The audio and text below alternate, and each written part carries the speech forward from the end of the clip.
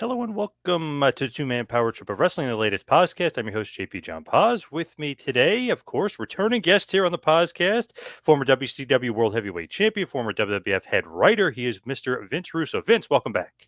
What's going on, John? How you doing this morning? Doing good. What's going on in your world? What's happening? Not too much, man. Just keeping busy, bro. Doing my thing day to day. That's about it. You had some controversy, a little bit of controversy, I guess, lately. You brought back a returning Russo brand member, and then the current Russo brand member is not too happy about it. What's going on in the that's not true. What current brand member isn't too happy about it? Not brand member, brand like one of the head honchos, Ben. No, that's not true at all, bro. Because I had a conversation with Ben even before I brought Billy on. What about the boxing match? Yeah, but I'm just saying there's no he with me with bringing. Ben oh no. No. I explained to Ben, bro, like this was a shoot. Like Billy, when the sale of the WWE went down, Billy contacted me and said, he had some information on the sale and he'd like to come on my show and talk about it. At the time, that stuff hadn't gone down with K100 and all that stuff. And I said, okay, bro, come on and we'll talk about it on the show. And we set a date. So after that date was always what was sent, then, I guess he had some issues with K100. I didn't even know, bro, that Ben had issues with Billy until he said it on my show. Like, I had no idea. So, I called Ben off the air and I just wanted to say, hey, bro, listen, number one, I had no idea you had heat with Billy. I said, number two, I booked him to appear on the show before any of this stuff went down. I don't like going back, on my word, So he was totally cool with that, bro. There was no issue.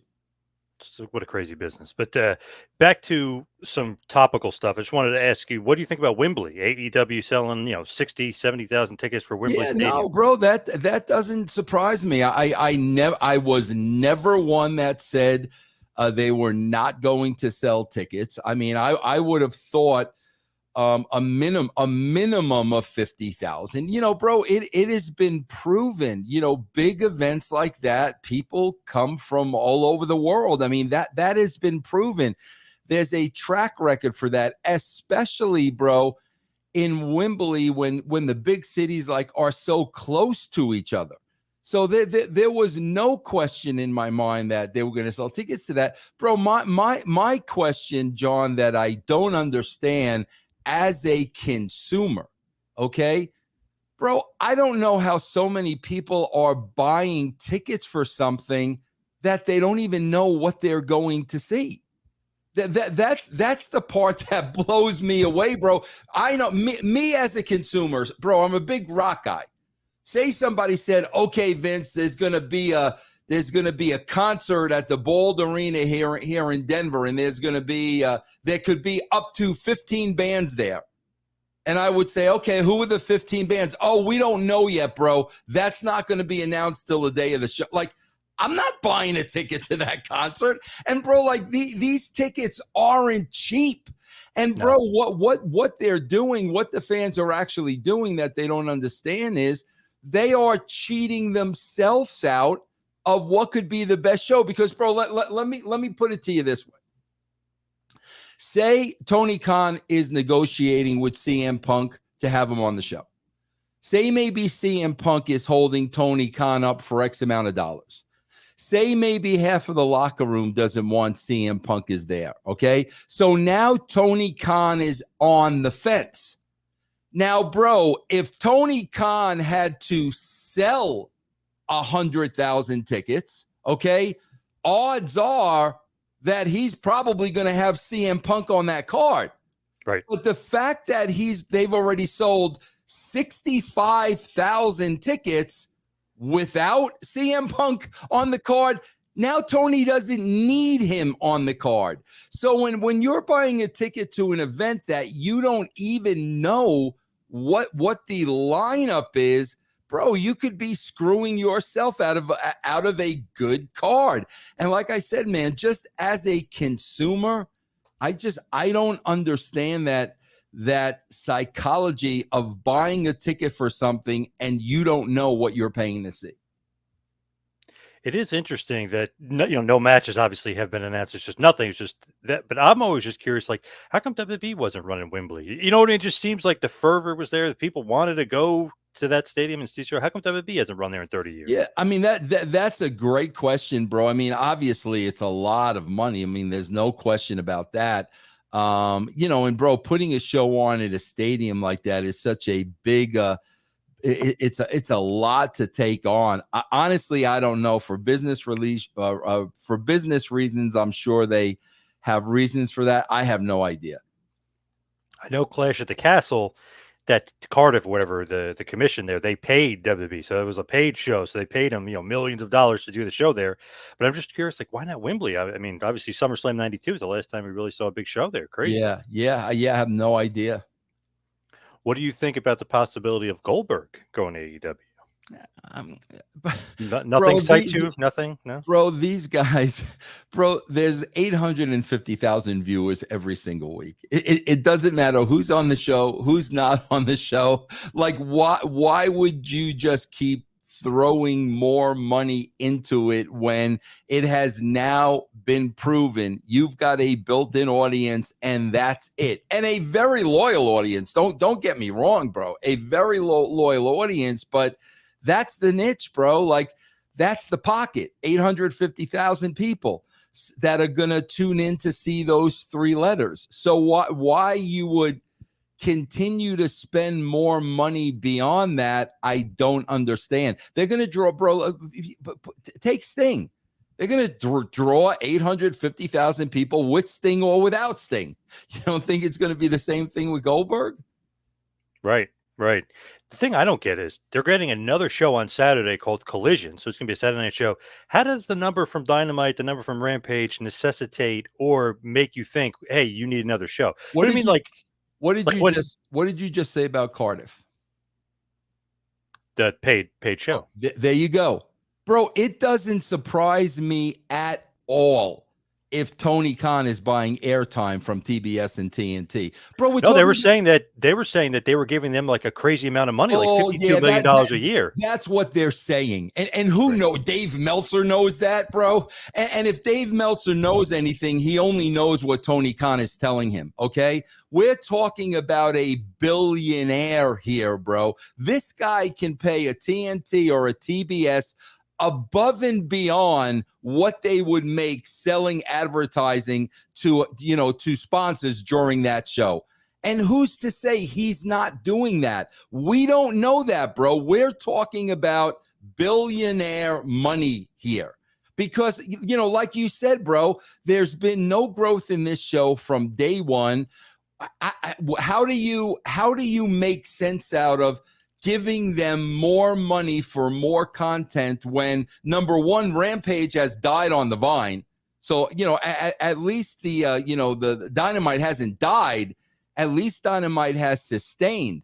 But from a business point of view, where the other show has died on the vine, how do you make sense out of giving them more money for more of the same product? So I am not convinced that Tony Khan is not paying for the television time.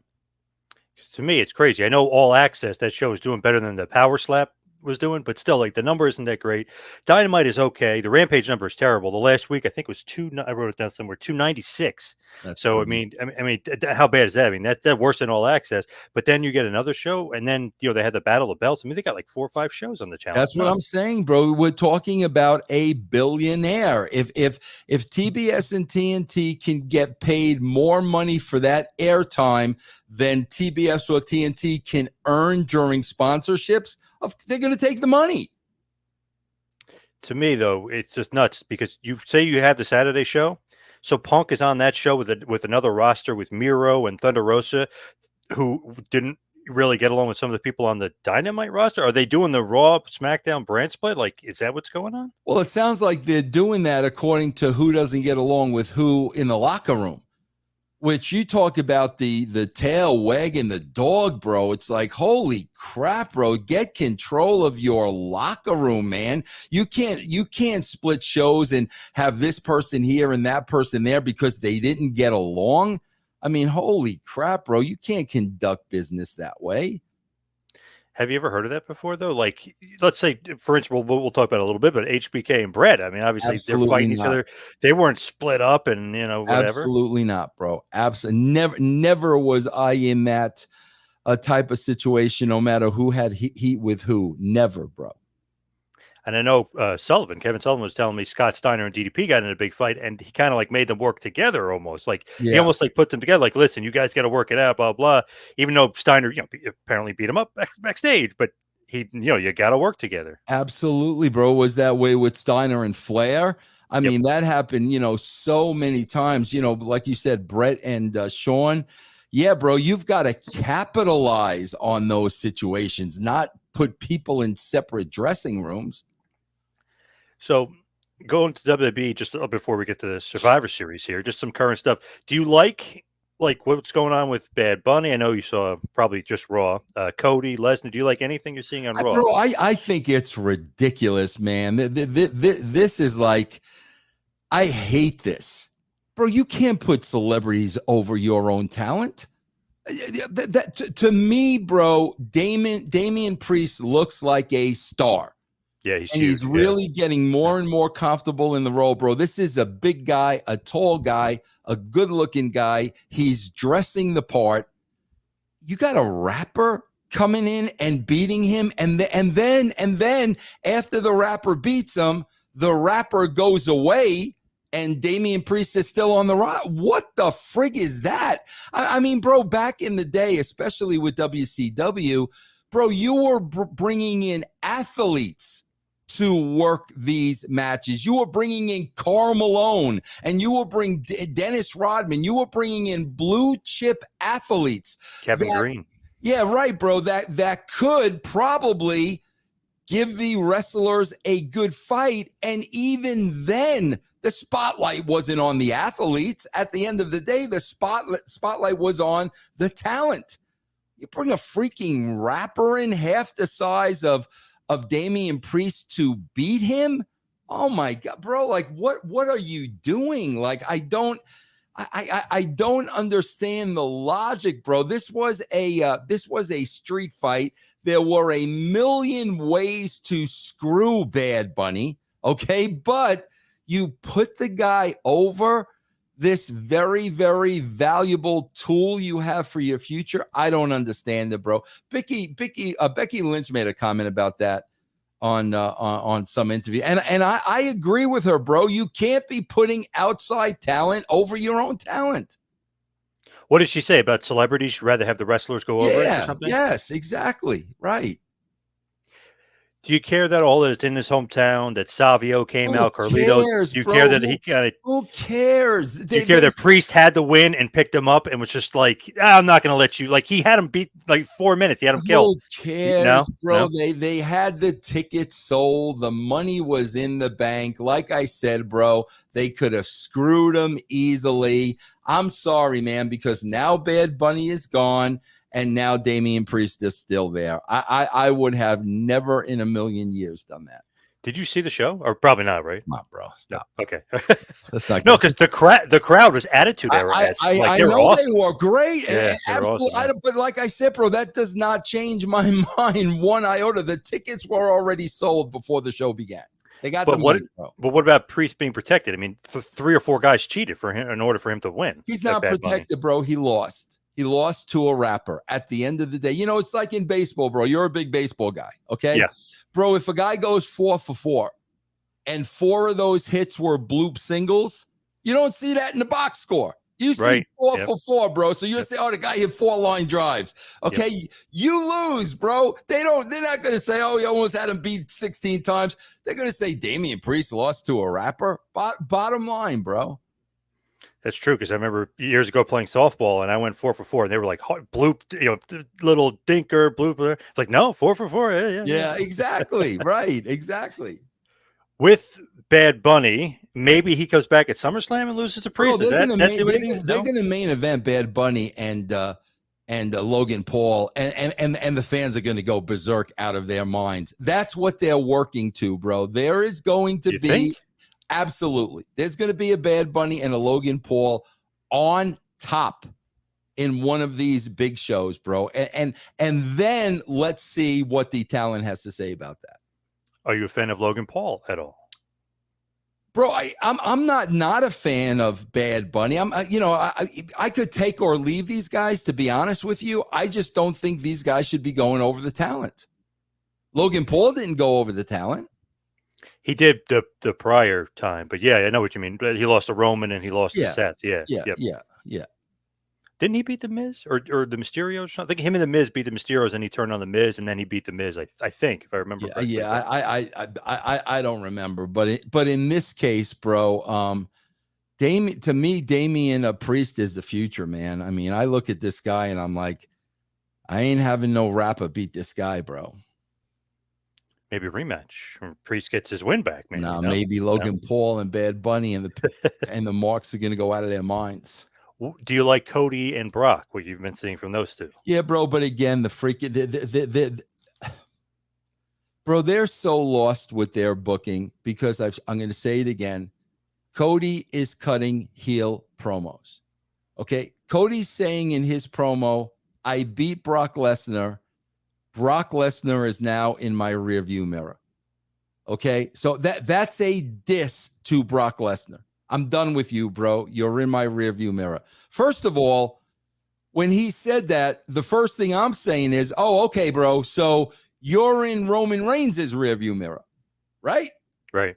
Okay. Then Lesnar comes back later on in the show and attacks Cody Rhodes and screws him out of winning that title.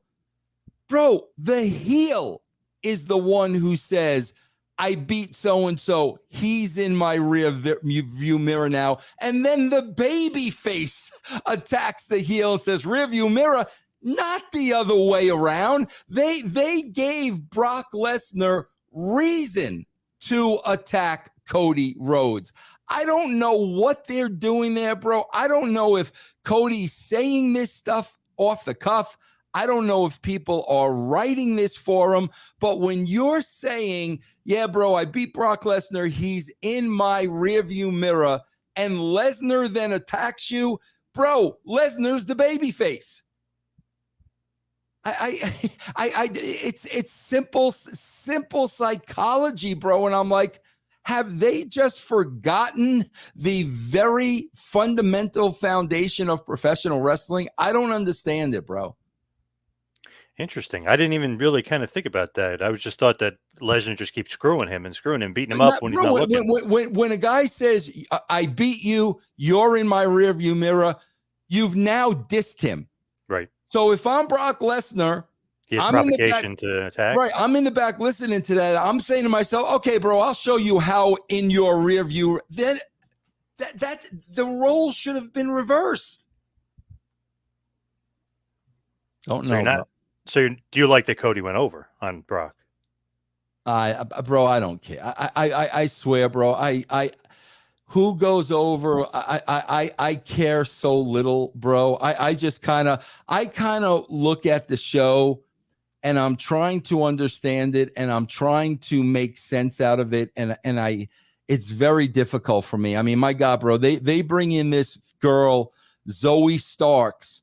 Mm-hmm. And her character is that she watches tape on everybody before her matches with them. Like, that's her character, bro.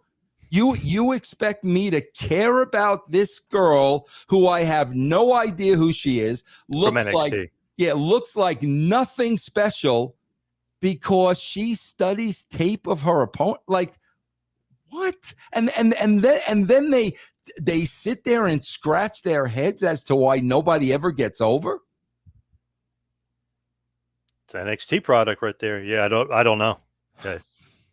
I'm just being honest, bro. I do this with every television show I watch, not just Raw. People don't understand. They think I'm being a hater. No, bro, I'm not being a hater. I'm very I'm very cautious of how I spend my time, and that includes television viewing. And I want to watch good television product. And bro, I start watching series, John, where they lose me like after 2-3 episodes. I just turn it off because you lost me, bro. This didn't make sense. That didn't make sense. You're dragging, for whatever reason, you lose. Bro, the Walking Dead lost me. Yeah. It's like, okay, bro, after the cannibalism, like I got it, bro. I don't need to see this for 5 years. So like some of the most critically acclaimed shows lose me. So when I'm looking at this show, bro, I'm just looking at it as a television show. I mean, that's it. That's how I'm looking at it. What are good shows right now? I know you're Honor, you're loving. I love the show on Pete Davidson has a show on Peacock, which is like loosely based on his real life. Like he's Pete Davidson in the show. Right. And it's loosely based on his life, but there's a lot of stuff that's really, really, really true. Joe Pesci makes a comeback in this show as his grandfather, and Edie Falco plays the role of his mom. Great show, bro. Great show, bro. You know, to me, what makes shows great are when they're believable.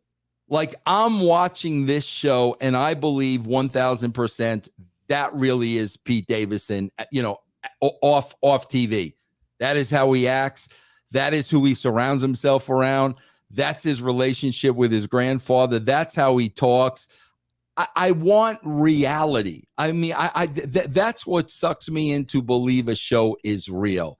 And that's why with Raw, bro, that is the most unrealistic show I watch. Out of all the television I watch, there's the scene in the back with Gargano and his wife and Dexter Loomis and some other girl that I had no idea who she was, and they're having a dialogue, and I'm like, bro, who talks like nobody talks like this but wrestlers.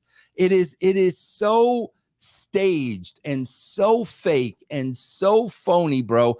And that's why a lot of casual television viewers look down their nose at professional wrestling. It's silly, bro. It's silly. All right, let's turn the topic to Survivor Series 1997, all the way back November 9th. The topic at hand, of course, Survivor Series 1997, the Montreal Screwjob, held at the Molson Center, 20,593 in attendance. So great attendance, tagline, tag rules, and the pay-per-view buys, not bad. It's kind of trending in a good direction, 284,000. Around this time period, we'll start to see the scratch logo, which everybody associates with, the WWF and its scratch letters, which everyone associates with the Attitude Era. So it was almost like everything was kind of going to be a change in the guard with this show. Yeah, Bret's going to be gone. The scratch logo is going to be gone. Vince is going to become a character, right? It just seems like a huge show, in the grand scheme of things, the turning point for you guys, maybe. Absolutely. I agree with you 100%. Like even the feel was something's different and something's about to happen. Yeah. Because if you look at WCW pay-per-views, okay, so Halloween Havoc, which was headlined by Hogan and Piper in the Cage, did 405,000 buys. Very good. The month of November, which is obviously this month here for WWF, the same, they had World War III and it did 205,000. So you guys actually beat them on pay-per-view this month with your, one of your big four. And then, of course, they had Starrcade the following month, which, decimated you guys, did over 700,000 buys. So they're still winning, but there are times when you guys kind of, are showing like, hey, we got something here that people are interested in. Yeah, bro. And that's what, like, bro, the lame shots that are taken at me for wrestling from the wrestling media. It's like, bro, you're either a clueless idiot. There's one of two choices. You're a clueless idiot and you have no understanding of the business whatsoever, or you just hate Vince Russo. Because a lot of people, bro, when I got to WCW, I told them, bro, nothing is working. Your ratings are in the shitter. We've got to break everything down. We've got to rebuild. That alone is going to take 3 months. Okay. Then once we do that, once we get the people off the show that need to be off the show and put the people on the show that need to be on the show, once we have that 3 month period, slowly but surely we will start to see a growth. Okay. And bro, in those first 3 months of the rebuilding process, the ratings actually went up. The numbers are there. Anybody can look them up. The ratings went up. But what did the wrestling marks, dirt sheet, what did they come after me with? What did they like to say? Well, in the first 3 months, look at the WCW pay-per-view buys. Number one, bro, do you think I was worried about pay-per-view buys? We had to totally retool this entire show. So before you worry about pay-per-view buys, you worry about television ratings first. Because if the television ratings go up, people are going to buy the pay-per-view. So the pay-per-view my first 3 months wasn't even on my radar. Plus, bro, at that time, the WWE is kicking our ass thanks to me and Ed Ferrara, okay? Right, yeah. They're kicking our ass. Bro, back then, the price of pay-per-views, if you were a kid, bro, you could only choose one. Your parents were not spending the money on 2 pay-per-views. So what pay-per-view are you going to choose? You're going to choose the pay-per-view with the hottest company.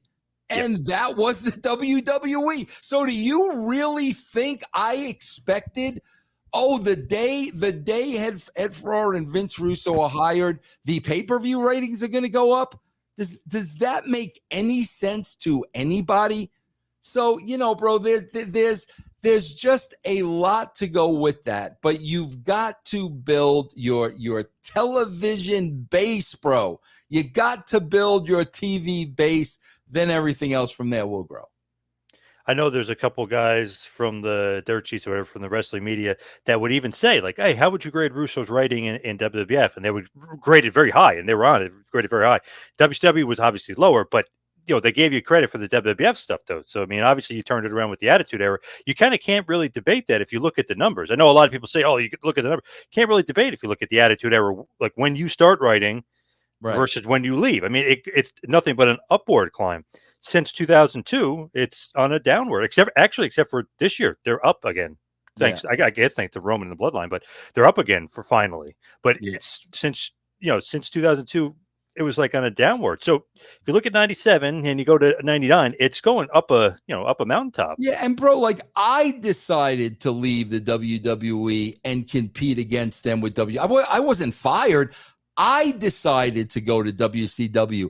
But do you really think that the first month I'm there, I think we're gonna beat them in pay-per-view buys? Like you got to be some kind of a moron to think that. We had our hands full with a total rebuild as quickly as possible. The pay-per-view was the last thing that we were thinking about. Did you what was your exact role at this pay-per-view? I mean, obviously you're there, but what's your role? Nah, bro. It's me, Vince, and Cornette when we're booking this thing. That's it. It's the three of us. There's no Bruce. There's no JR. When all this shit went down, it was just the three of us at his house while this was happening. So this is such a big show in many regards, changing the guard, but also Wrestling with Shadows. One of the best documentaries on wrestling is on there, and it's all about the Hitman. They're following him around. They're there that day. Brett's got a microphone on. I don't think Vince is even aware Brett's got a microphone on. They're recording him all day either. So what did you know, like kind of going in? We'll go too in depth into it because I feel like you've probably talked about it a million times. But what did you know about, like, hey, we got to screw this guy, or he's not going to do business? I'll sum it up as quickly as I can. The rest of it is bullshit, bro. If anybody thinks I'm gonna lie concerning a wrestling event that happened 25 years ago, you literally, bro, got shit for brains. I mean, I can't. I'm not even going to have a conversation with you if you actually think I'm going to lie about something that happened in my wrestling career. That by itself is a joke. So, bro, here's exactly what happened in a nutshell. It's me, Cornette, and Vince at Vince's house. Vince brings me by myself in the next room. Vince, Bret Hart, is going to call here in about 15 minutes. I need you to be on the phone as a witness. You can't say a word. Bret is not going to know you're on the conversation. Right. I need a witness. Okay? No problem. Bret calls, bro. I'm the third party on this phone call without Bret knowing it. Okay? He's not going to do the job to Sean. He's not going to do it in Montreal. Bro, Vince is pitching every idea possible to Bret. You know, drop it in the States before we even get to Survivor Series. And Bret is saying no to everything. I was witness to that. I heard it on the phone. So now Vince comes back to the table, and Vince's fear was Bret was going to show up on Nitro with the WWE title. Right. That was his fear. That's why he had to get the belt off of Bret. Because remember, Medusa had done that. Yep. History was not going to repeat itself. So, bro, we're at Vince's house, and we're going way into the night now. And, bro, I swear, I'm getting so frustrated. I've been there all day. I'm tired. I just want to go home to my wife and kids. Out of mere frustration, I say, Vince, fuck it, bro. Have Sean put Bret in the sharpshooter and have the referee call for the bell. Bro, out of pure frustration, because I wanted to go home. Okay? So, you know, I could see Vince's face, and, you know, he was digesting that. Bro, this was probably on a, I'd say maybe a Wednesday. Okay? So that was the last thing I said. So, bro, I used to have constant contact with Vince numerous times on a daily basis. Bro, I swear to God, from Wednesday till when we left for the Survivor Series, I did not have one conversation with Vince. Wow. So I want to make this perfectly clear. Whatever meetings went on during that time that I was not privy to, I don't know. I don't know who else threw their 2 cents in, who else suggested what. I don't know. I'm only giving you my point of view of what happened. So from the time we left Vince's house till the time I arrived at the building, I had no idea what the finish was, bro. No idea. Vince did not tell me. There were a lot of secret meetings that day I was not a part of. Okay? Don't know, bro. So I'm sitting there watching the main event, not having a clue to what the finish is. And I'm literally sitting next to Taker. And I'm watching, and Sean puts Bret in the sharpshooter, and Hebner calls for the bell. And I'm like, holy shit. Like, wow, you know? And Taker got up off his chair, threw it across the room, stormed towards probably Vince, wherever he was going. Okay, and obviously the rest is history. So like I said, bro, to make things perfectly clear, what happened when we left Vince's house to me watching the finish, I don't know what took place during that time. Because I guess, and I know Cornette had brought it up on Dark Side, but he brought it up as well. I guess Vince is like, all right, how do we screw this guy? And he brings up the point of, hey, in like 1932, Ed Strangler Lewis, they had to do similar. I will tell you this. Cornette never said that at Vince's house. Never. Okay. If he said that after the fact, I don't know. That day at Vince's house, Cornette never brought that up, never said that. But like I said, John, I don't know about the discussions after that day. When you look at that and that happens with Taker, I mean, the locker room leader is, throwing like, what the hell happened? Are you thinking like we're screwed, or are you thinking we're headed in a different direction? Bro, I got to tell you, the worst thing that happened is Mick Foley, who I love dearly, and we've always been very, very close, came up to me and said, Vince, you should be ashamed of yourself. And that broke my heart. And I just said to him, I said, Mick, you don't understand. You don't know. I was on the phone, bro, when Bret was saying no. To this day, with all the disagreements I've had with Vince McMahon, to this day, I back up that decision, because all Vince was looking to do was protect his company. He tried to do it the right way, bro. I was privy to that. There was nothing he sold Bret that Bret was buying. So in my opinion, bro, he left Vince no other choice. Vince didn't want to do it. Vince didn't take any joy in doing it, bro. And I'm sure it freaking broke Vince's heart because of the relationship he had with Bret over the years. But Vince was not going to be humiliated by Eric Bischoff paying Bret to throw the WWE title in the trash. It's that simple, bro. When you look at it, like, obviously, maybe didn't want to do it, but he turns that negative into a huge positive, maybe not unwillingly. Did he think that it was going to become Mr. McMahon? He was going to become a heel, or was he being like, I'm the good guy? Bro, let me tell you part of that story, okay? Yeah. So this is on a Sunday. We got Raw on Monday, okay? There's the big production meeting, but then everybody leaves, and just like the inner circle is in there. Right. So that would be me, Vince, Bruce, Shane was probably in there, Pat Patterson, Jerry Briscoe, JR, they're in the room. Bro, Vince has a black eye. Okay?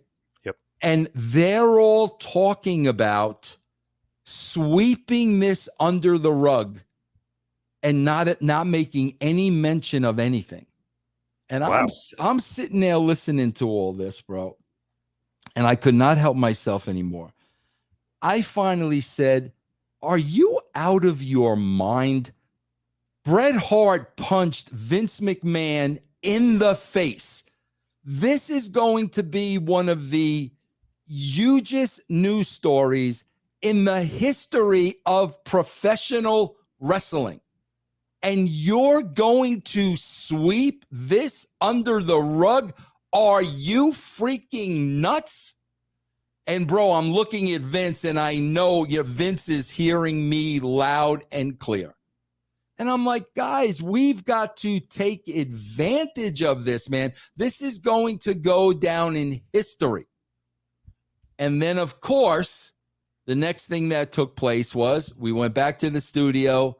Vince did the interview. Vince didn't screw Bret. Bret screwed Bret. Bro, right. That would have never happened if the old guard would have had it their way. They would have just swept it under the rug, and it would have been business as usual. Bro, do you know when Owen died, they wanted to do the same thing? There was no tribute show, bro. They wanted to have a regular show. And I'm in front of Vince, and I'm in front of Kevin Dunn, and I start crying. I'm crying, bro. I'm crying. And I said to them, if this is a regular show tonight, bro, I'm going home right now. I'm going home right now. And then it became the tribute show. Bro, that is always their knee jerk. When they don't know how to handle something, sweep it under the rug. Sweep it under the rug. It never happened. And they still do it to this day. But back then, I was the one that was like, are you effing kidding me, bro? The freaking guy tragically dies in the ring, and you're ignoring that on this show? Crazy. Yep. It is crazy. And bro, I got to be honest with you. That's why sometimes I understand why people think I lie, because stuff like this is in the real world is so hard to freaking understand and digest. But that's the way the wrestling business is, bro. So as far as that, obviously, Bret punches Vince. Afterwards, he confronts Shawn. Shawn says he's not involved. Triple H pretends he's not involved. Bret's wife is cursing at them. I mean, you got all this craziness going on. Owen wants to quit. Bulldog and Neidhart, Neidhart gets beat up by DX first, but soon in the wrestling angle, but soon he's going to be gone, and Bulldog will be gone to WCW. So, man, it's just like a lot of changing going on. A lot of Bro, things. I got to tell you something. And I know we only have an hour, but this is more important than the show. Bro, so this takes place on a Sunday. On Friday night, I get a call from a frantic Owen Hart. And Owen is like, Vince, you got to call Bret. You got to call Bret. He's saying he's going to disown me as a brother and never talk to me again if I go back to the WWE. Vince, please, I'm asking you, you got to call Bret. And I'm like, bro, I'm just the writer, and I'm like, Owen, that is not in my place, bro. Call Vince. Tell Vince to, call Vince. I tried to call Vince. I can't get a hold of Vince. Vince isn't answering the phone. You need to call Bret for me. So, bro, because of my absolute love and respect for Owen, I called Bret. Okay. And, bro, Bret was just not in his right mind. He was not in his right mind. And I'll never forget. Here's why I know he was not in his right mind, because he said to me, Vince, you know what I felt like doing the very next day? He said, I felt like showing up. I felt like showing up at the building with a gun and just taking everybody out. Wow. And that's exactly what I said, man. Now I realize, bro, I'm just talking to somebody that's like out of their gourd right now. Bro, the hardest thing I had to do was I said, Bret, you will never understand this. And I know you're not going to like to hear what I'm about to say. I said, but I personally agree with Vince's decision, because all Vince was trying to do was protect his company. I said, Vince was afraid that Eric Bischoff was going to take the WWE title and drop it in the garbage. And Bret said, Vince didn't trust me. I said, no, bro, it had nothing to do with not trusting you. It had to do with not trusting Eric Bischoff, bro. Do you know what that would have made Vince's company look like? It had nothing to do with you. It wasn't personal, bro. That's why he did what he did. And man, bro, I remember that next morning, Saturday morning, there was like a meeting at the office, and I had to go into the office on a Saturday morning. And I remember having to tell Vince that I had that conversation with Bret. Bro, I mean, Vince could have fired me for talking to Bret. That was so not in my place, bro. And I so didn't want to do it, but it was Owen. It was Owen, and he was frantic, bro. So, yeah, man, I had a conversation with Bret a few days later, and I told him, I said, bro, I understand why he did what he did. He was looking to protect his company and every single person in it.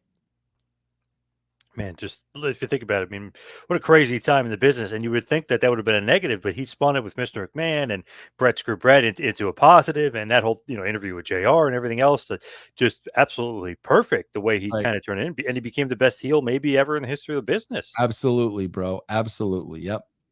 So we'll quickly run through some of the card here. The first match up is the New Age Outlaws and the Godwins versus, it's a Survivor Series match, so it's 4-on-4 elimination, versus the new Blackjacks and the Headbangers. So the Outlaws and the Godwins win in 15 minutes and 25 seconds. The sole survivors are Road Dogg and Billy Gunn. I mean, probably as it should be, right? I mean, they're getting the big push. They need to win that match. Yeah, and those guys too were, Road Dogg and the Godwins. Like they were good friends, bro. They were really, really, really tight. And like I said, man, back then, wrestlers were just believable, man. They just, they looked the part. Like Henry Godwin and Phineas. I mean, bro, those guys could hurt. They're huge. I mean, 6'6". Yeah, they're huge. Could, especially Mark Canterbury, bro, because Dennis Knight was like a marshmallow, bro. He was like such a nice guy. Yep. But you could tell, man, Dennis Knight, man, you could tell if you looked at him the wrong way, bro. Oh, like Mark Canterbury, yeah. Yeah, these guys were the real deal, bro. The next matchup, the Truth Commission, the Jackal, the Interrogator, Sniper, and Recon defeated the DOA, Disciples of Apocalypse, Crush, Chains, 8-Ball, and Skull. 4-on-4 elimination match went about just around 10 minutes. The sole survivor is Kurgan, the Interrogator. Did you like the Truth Commission? Seemed a little Bro, passe. this was never going to get over, ever, because nobody even bro. I don't know what it is with the WWE. They just can't get big guys over. Every time I see Almost, all I think of is Kurgan. It's the same exact thing. That's so funny because remember when they got Big Show years later, Yeah. and Vince was like, "Oh, he's going to be bigger than Andre, all this other stuff." He was better in WCW. Who's booked way better with Hogan in WCW. Absolutely. Yeah. And bro, there's Yeah. a history. The Great Khali. I mean, there is a history. And bro, the WWE did not get Andre over. Andre was over. Yeah, he was already over. Yeah. Forget about it. They can't get Giants over, bro. For whatever reason, they can't get Giants over. But bro, the main thing was, bro, Don Callis had so much heat in that locker room that, like, when somebody's got a lot of heat, like, this is going nowhere because nobody's going to get behind it. And, bro, I remember one of the things he had heat over was he didn't dress, and this was weird, bro. He didn't dress in the locker room with the boys. He would change in his car. And the boys did not like that, bro. And like I'm telling you, something like that got this guy tremendous heat. And he knew he had heat. I mean, Don Callis knew he had heat. And bro, like I said, man, when I'm writing and I know somebody's got heat like this, it doesn't matter what I do, bro. It's gonna fall by the wayside. So obviously the Truth Commission was not long for the WWF. They'll be, they'll kind of be disbanded and gone. Since obviously Kurgan goes to the oddities a little bit later, but as far as that group, they're not going to last longer. But then next up, Team Canada, a different type of Team Canada. British Bulldog, Jim the Anvil Neidhart, Doug Furnace, and Philip Afan defeated Team USA, Vader, Goldust, Mark Merrow, and Steve Blackman. They had Sable with them.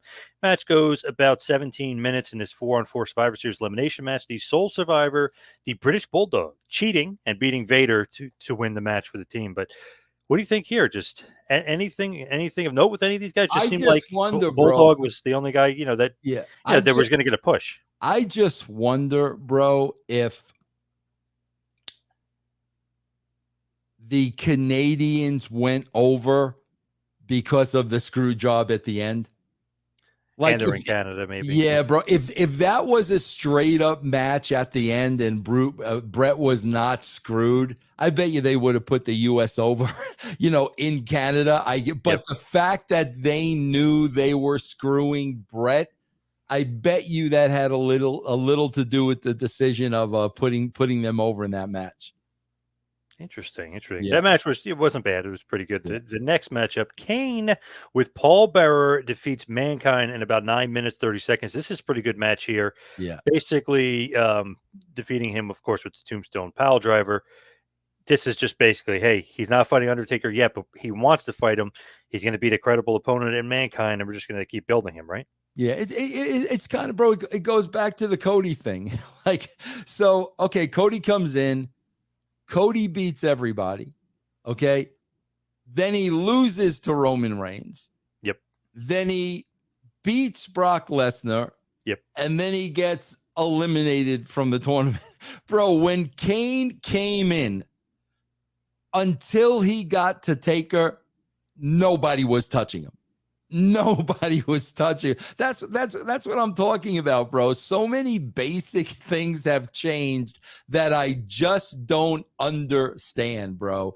And yeah, bro, there is not going to be one blemish on Kane until he gets to Taker. Did you take main responsibility for this gimmick now? I know Bruce kind of created it, but at this point, this is your baby, right? Not the gimmick, the storyline. The storyline, I mean. Yeah. Absolutely. Not the gimmick at all, bro. Bruce laid out the gimmick to us, but we had to kind of take it from there. But the storylines, yes. The character, absolutely not. Kane Undertaker. It's funny in like the crazy world of the Attitude Era kind of does like this mythological stuff that you kind of it's like I don't know about this stuff, but it worked for that era. I don't know why. Like the reality and then that not it worked for some reason. I think this is why it worked, bro, because Taker was cool. He wasn't hokey, bro. Like he wasn't, he was cool. I just got off an episode, bro, and it was such a great episode, man. Sable and Luna want to kill each other in the ring. There's a huge pull apart, right? So they finally clear the ring, and Mark Merrow is in there with Sable, and Sable hurts her knee. And Mark's trying to get her up. He can't get her up. All of a sudden, bro, the lights go out, and it's Kane's music. Okay. And bro, what does Merrow do? He freaking powders. Okay. So now here comes Kane, and Sable can't get up. She can't get up. And Paul Bear is in her face, goading her. Oh, look at poor Sable. Like, bro, all of a sudden, lights out and a gong. The place comes unglued. Okay. So then, bro, Taker is on top of the Titantron with the mic gimmick that's got the arm to the mic. He's not holding a mic. It's the Madonna gimmick, right? Yes. Yep. He cuts such a promo, but it's real, bro. It's not hokey. I'm a dead man. You're a monster. It's real. It's brother to brother real. That's the difference, bro. He was cool. He talked, he said the right things. It wasn't campy, bro. And that's why that whole angle was over. It definitely was. I mean, obviously you had Austin McMahon, but then you had eventually Undertaker and Kane was great as well. So the fifth matchup, Ken Shamrock, Ahmed Johnson, and the Legion of Doom, Hawk and Animal defeated the Nation of Domination, Farouk, The Rock, Khan Mustafa, and D'Lo Brown. 4-on-4 elimination match goes about 20 minutes. The sole survivor, Ken Shamrock. He made Rock tap out to the ankle lock. So continuing Rock versus Shamrock, but also giving him a bit of a push because the next month he'll be getting a title shot against Shawn Michaels for the WWF World Title. So and he was and I've talked about it on this show before, bro. You talk about being real. Ken Shamrock was so freaking believable, bro. The sixth matchup, Stone Cold Steve Austin making his return from the neck injury, defeats Owen Hart, who had Bulldog, Neidhart, Doug Furnas, and LaFon with him. But he defeats him, all that, despite that, in about 4 minutes. Just kind of a quick match, almost like getting his bearings, getting him back, making sure his neck's okay. 4 minutes, Austin wins with the stunner, and he becomes the Intercontinental Champion again. So it's just interesting that he wins the Intercontinental title, but just purely revenge. You got to keep him on the upward trajectory. Yeah, and you also got to keep it short too, bro, because it was. I bet you he was very weary getting back in there again. Like I said, bro, that injury mentally, I think the injury mentally more than physically affected Steve. So, like when you say 4 minutes, like I totally get it, man. They wanted to make sure he was safe. They wanted to make sure he can get through the match, wanted to build his confidence back up, bro. So that makes all the sense to me in the world.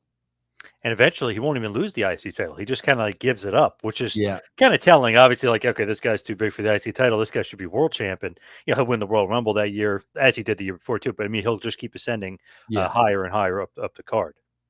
Yeah. Then you guys do a little video package for the Attitude Era showing the scratch logo. So it's kind of almost like a preeminent, we're changing the guard here. Then we cut to the main event. Shawn Michaels defeats Bret Hart. I know some people say it's about 12 minutes, but if you count the brawl that was happening before, because I don't know if the bell rang or not, but if you count all the brawling, because they were fighting in the crowd, I mean, they're fighting all over the place before the match starts, it goes about 20 minutes. Of course, Shawn Michaels defeats Bret Hart, quote unquote, via submission to win the WWF World Heavyweight Championship, like we talked about before. He's in the sharpshooter. Earl calls for the bell. Did Bret just really think Earl wasn't going to call for the bell? Like, why would he do that spot? He trusted Earl 1000%. That's hard, bro. Like, my God, bro. It's, I mean, and bro, I can't tell you how many times I heard the office should never screw over the boys. I can't.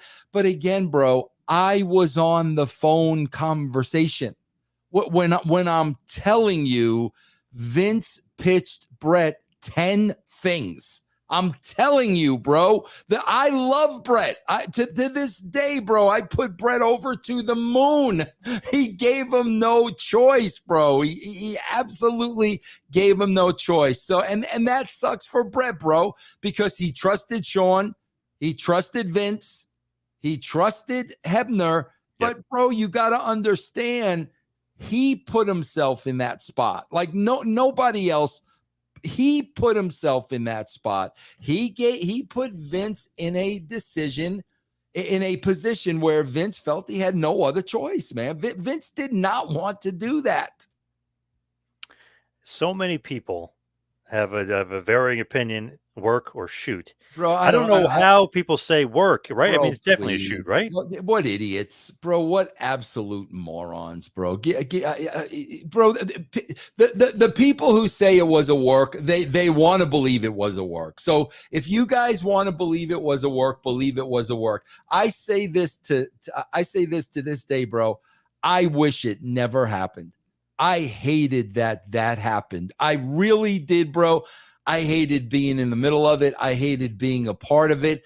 I hated everything about it.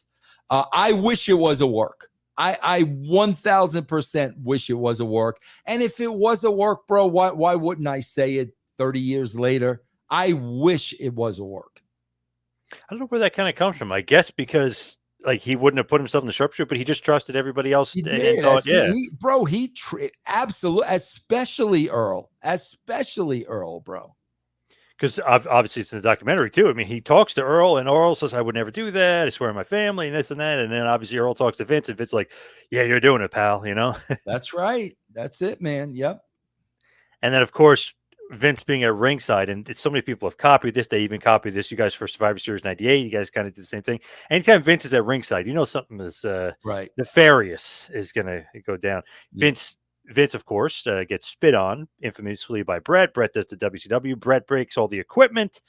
Any of that? Were you like, oh my god, this is getting out of control? Bro, that's where people don't understand the business and don't have a clue. And those that said it was a work. Bro, Vince going out there was Vince telling Bret, I'm responsible for this. Right. Not Earl, not Shawn. That's a man thing, bro. That's a real manly thing to do. That's why Vince went out there, bro. If it's a work, that's not happening. Vince went out there because he didn't know what Bret was going to do. And he's not going to let Bret take it out on Shawn or Earl or anybody else. That's why he was like, bro, I'm responsible for this. That's why he went out there, bro. All right, let's wrap things up here. I know there was a lot of discussion, a lot of talk about it. A lot could be talked about, and it has been said about this Montreal Screwjob. But you can follow me on Twitter and Instagram at 2Man Power Trip. Check out the website, tmptempire.com. Vince, what do you got? Russo'sBrand.com, everybody. Check it out. A bunch of podcasts with many, many, many different friends from the wrestling business that you know. Check it out, Russo'sBrand.com. All right. Thank you, Vince. Thank you, everybody out there. We'll see you right back here next time for the next podcast. Have a good one, everybody.